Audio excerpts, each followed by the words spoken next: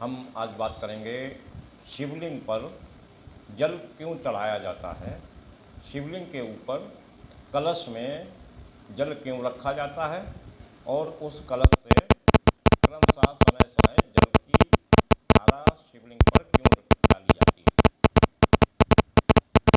अब जैसा कि हम जानते ही हैं कि शिवलिंग एक अग्निपुंज था जो सृष्टि के प्रारंभ में शिव ने प्रकट होकर विष्णु जी को दर्शन दिए। वो ज्वाला के रूप में प्रकट हुए और उस ज्वाला की आकृति खंबे की तरह की थी, तो विष्णु जी ने उसको शिवलिंग कहकर पुकारा और तब से अभी तक हम उन शिव के साकार रूप को शिवलिंग के नाम से जानते हैं। शिवलिंग का आशय मनुष्यों में जननांग की भांति लिंग का नहीं है। शिव मनुष्य ही नहीं थे। शिव ने जो अवतार लिया था वह ज्वाला माला के रूप में था। इसलिए किसी भी प्रकार के शरीर के अंग से संबंधित लिंग का आशय निकालना नितांत गलत है। अब बात करते हैं कि शिवलिंग पर जल कलश क्यों रखा जाता है। अब आपको पता ही है कि शिव जी जब शिवलिंग के रूप में सृष्टि के प्रारंभ में प्रकट हुए थे तो वह ज्वालामाला के रूप में थे, प्रचंड अग्नि के रूप में थे। उस प्रचंड अग्नि के प्रभाव से जब वह अग्नि थोड़ी थोड़ी शीतलता को प्राप्त हुई तो हमारा ब्रह्मांड, हमारी सृष्टि होना प्रारंभ हुआ। जब तक वह प्रचंड गर्मी, प्रचंड ऊष्मा हमारे अनुकूल नहीं हो गई तब तक सृष्टि नहीं हुई। लेकिन पूरी सृष्टि के लिए शिव जी का वह प्रचंड रूप अत्यंत आवश्यक था, क्योंकि बड़ी सृष्टि करनी थी। बड़ी सृष्टि के लिए बड़ी ऊर्जा चाहिए। हमारी पूरी सृष्टि में आज हम जो कुछ भी देख रहे हैं वह सब शिव जी के अग्निमाला रूप में, ज्वालामाला रूप में प्रकट होने के कारण मिली ऊर्जा। मित्रों, हम आज जो कुछ भी देख रहे हैं, जो कुछ भी समझ रहे हैं, जो कुछ भी जान रहे हैं और जो कुछ भी अभी तक नहीं जान पाए हैं, उस सब की उत्पत्ति भगवान शिव के प्रकट होने पर जो ऊर्जा हमें प्राप्त हुई थी उसी ऊर्जा का परिणाम है। तो शिवलिंग की पूजा करते हैं जब हम उसी विकराल ऊष्मा का प्रतिनिधित्व के रूप में शिवलिंग को स्थापित करते हैं। अब उसे अपने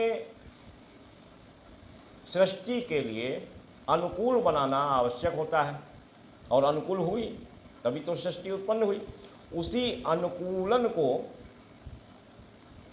अनुकूल स्थिति को दर्शाने के लिए उस शिवलिंग पर जल की धारा चलाई जाती है। यह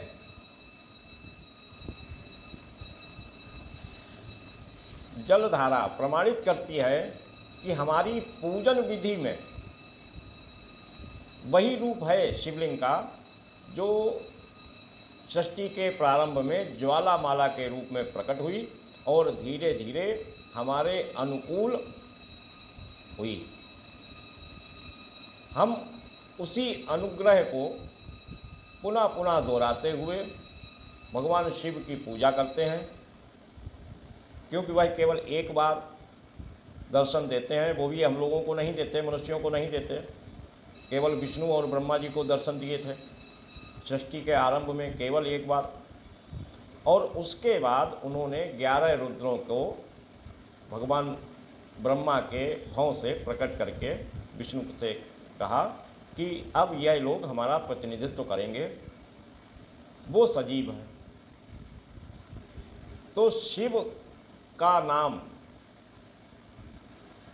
उस सृष्टि के प्रारंभ के वर्णन के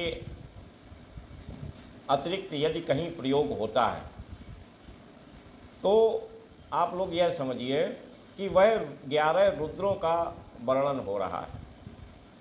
कहीं भी किसी भी पुस्तक में सृष्टि के प्रारंभ में ब्रह्मा विष्णु के मध्य में शिवलिंग के प्रकट होने के प्रकरण के अतिरिक्त शिव की जहाँ भी चर्चा होगी वो रुद्रों की होगी।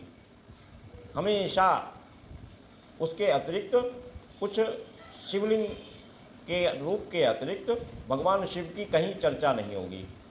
भले ही नाम शिव हो लेकिन शिव की चर्चा नहीं, वो रुद्रों की चर्चा है।